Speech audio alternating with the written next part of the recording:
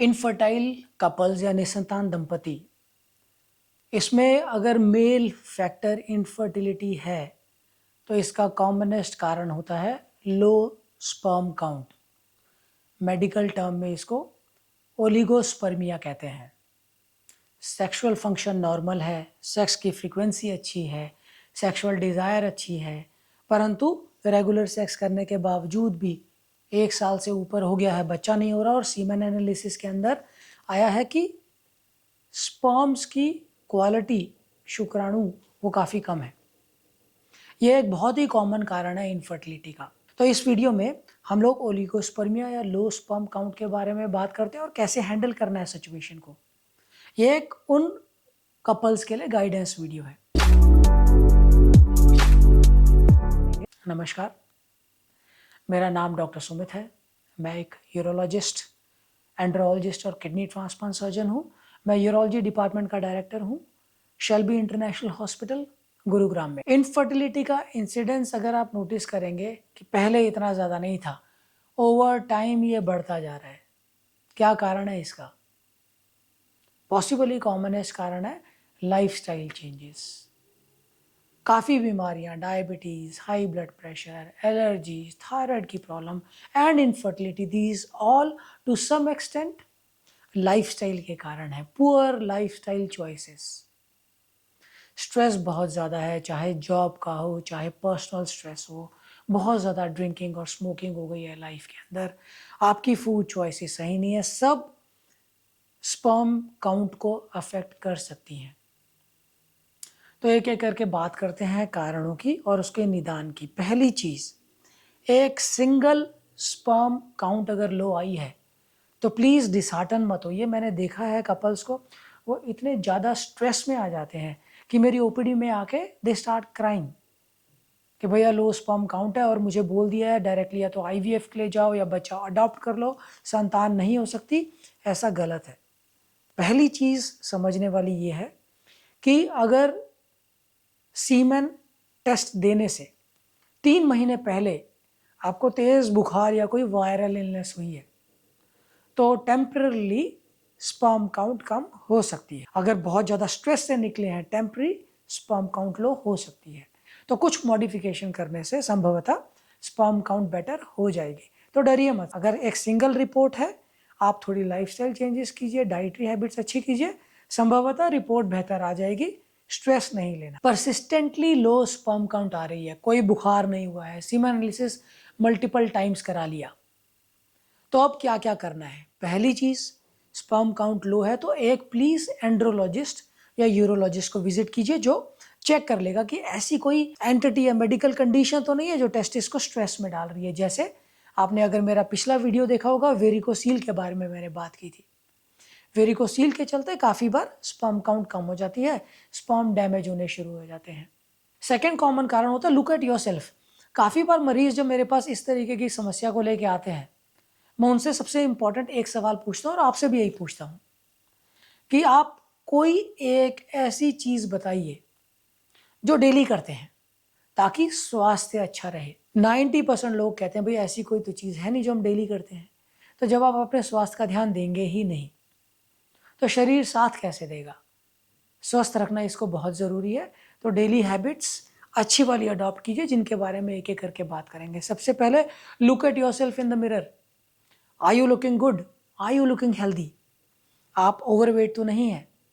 वजन ज़्यादा है तो आपका टेस्टोस्टेरोन लेवल ऑटोमेटिकली कम हो जाएगा। हार्मोनल इम्बैलेंसेस, मेटाबॉलिक एबनॉर्मेलिटीज़ होंगी जो आपके स्पर्म काउंट को कम कर सकती हैं। तो सबसे पहले वेट नॉर्मल कैटेगरी में करिए अपना। वेट नॉर्मल कैटेगरी क्या है?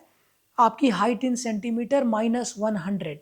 ये फॉर्मूला लगाइए, एक नंबर आएगा आपके पास। फॉर एग्जांपल आपकी 5'5" हाइट है तो 165 सेंटीमीटर्स है, -100 इज 65।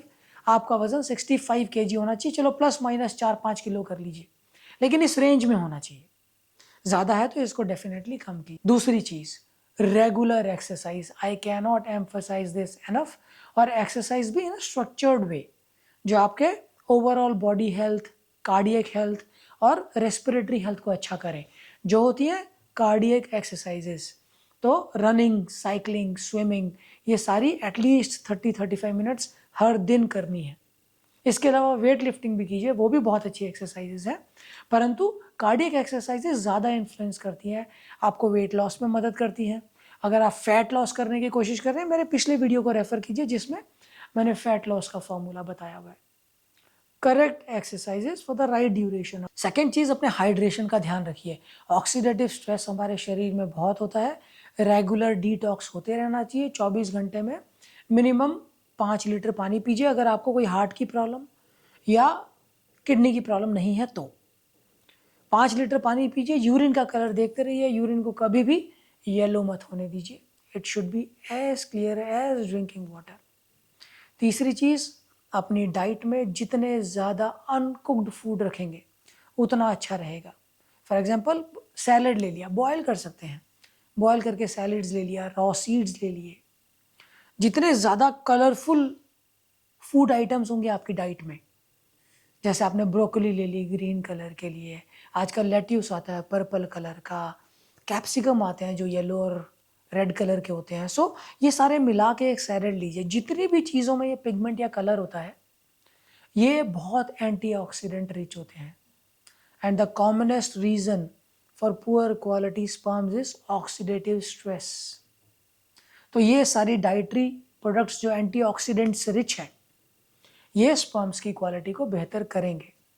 कुछ और एंटीऑक्सीडेंट आप बाहर से ले सकते हैं, जैसे विटामिन सी, सेलेनियम, जिंक और एक कोएंजाइम Q10 करके प्रिपरेशन होती है, ओमेगा 3 फैटी एसिड्स। ये सब मदद करती हैं स्पर्म की काउंट को बेहतर करने में। अपना विटामिन डी लेवल देखिए कम है तो इसको नॉर्मल रेंज में रखिए, ये भी नॉर्मल फर्टिलिटी के लिए बहुत ज़रूरी। अगर आप स्मोक करते हैं, please you will get either of these two things, या तो संतान होगी या स्मोकिंग होगा। स्मोक कर रहे हैं तो बच्चे को भूल जाइए, आपको स्मोकिंग बिल्कुल छोड़नी पड़ेगी। Tobacco in every form, it has to be stopped.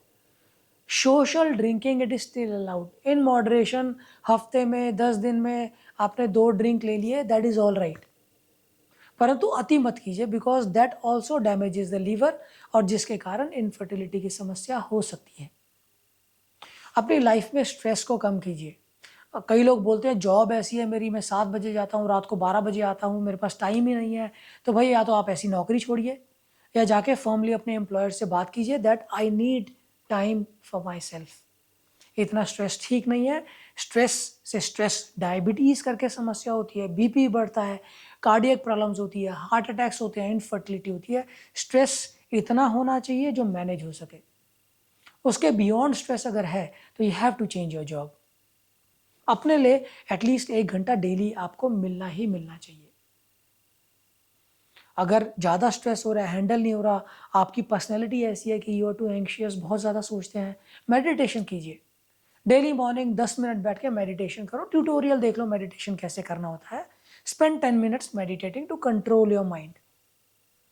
Lastly, एक अनइंटरप्टेड एटलीस्ट 7 घंटे की नींद, ये बहुत ज़रूरी है बॉडी को डिटॉक्स करने के लिए, रिजुविनेट करने के लिए। तो 7 घंटे अच्छी नींद होनी चाहिए। अगर किसी कारण नींद अच्छी नहीं आ रही है, कंसल्ट अ डॉक्टर। नींद अच्छी कीजिए। ज़्यादा थॉट्स आते हैं, चाहे कोई एंटी एंजाइटी मेडिसिन ले लीजिए।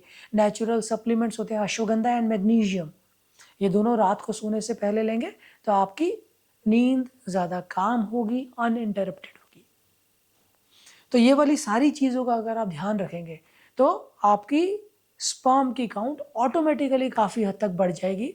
अंडरलाइंग मेडिकल कंडीशंस हैं जैसे कि वेरिकोसील, तो उसकी प्लीज़ सर्जरी करा के उसको ट्रीट करवा लीजिए।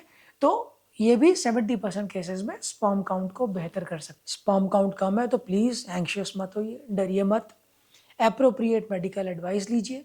अगर आपके कोई जानकार कंसेप्शन में प्रॉब्लम फेस कर रहे हैं, बच्चा नहीं हो पा रहा है, kindly save my number, tell them to send a message, इसी वीडियो में डाल दीजिए या एक पर्सनल व्हाट्सएप मैसेज डाल दीजिए।